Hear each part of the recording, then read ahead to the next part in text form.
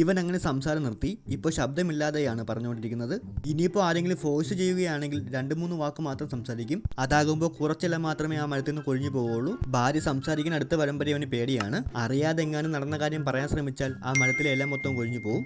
അതുകൊണ്ട് തന്നെ അവൾ ചോദിക്കുന്ന ചോദ്യത്തിന് മൊത്തം ആംഗ്യ ഭാഷ കൂടിയാണ് മറുപടി പറഞ്ഞുകൊണ്ടിരുന്നത്. പക്ഷെ അവക്കെന്തോ വശപ്പശക ആദ്യമേ തോന്നിയിരുന്നു.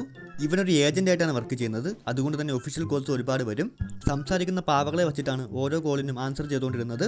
അപ്പോഴേക്കും ഇവന്റെ ഭാര്യ വേറെ അഫെയർ ഉള്ളത് കൊണ്ടാണോ അവളോട് സംസാരിക്കാത്തതെന്ന് അറിയാൻ വേണ്ടി അവനെ ഒരു ഹോട്ടലിലേക്ക് വിളിച്ചു. ചോദിക്കാൻ പറ്റാത്തത് കൊണ്ട് തന്നെ ആദ്യം ചെന്ന റൂം വേറൊരാളുടെ ആയിരുന്നു. റൂമിൽ ചെന്നപ്പോൾ അവൾ വേറെ മൂഡിലായിരുന്നു. നിനക്കിപ്പോൾ എന്ത് ചെയ്യാൻ തോന്നുന്നു എന്ന് ചോദിച്ചപ്പോൾ അവന്റെ അപ്പോഴത്തെ വികാരം എന്താണെന്ന് പറയാൻ പോലും അവനെ കൊണ്ട് പറ്റിയില്ല. ലഞ്ച് ടൈമിൽ ബോസുമായിട്ടൊരു ഒഫീഷ്യൽ മീറ്റിംഗ് ഉണ്ടായിരുന്നു. ആ സമയത്ത് ഈ കിളവൻ മരത്തിന് കേടുപാടൊന്നും പറ്റാതിരിക്കാൻ വേണ്ടി ചില്ലയിലും ബോഡിയിലും ഒക്കെ സ്മോക്ക് ചെയ്യുന്നുണ്ടായിരുന്നു.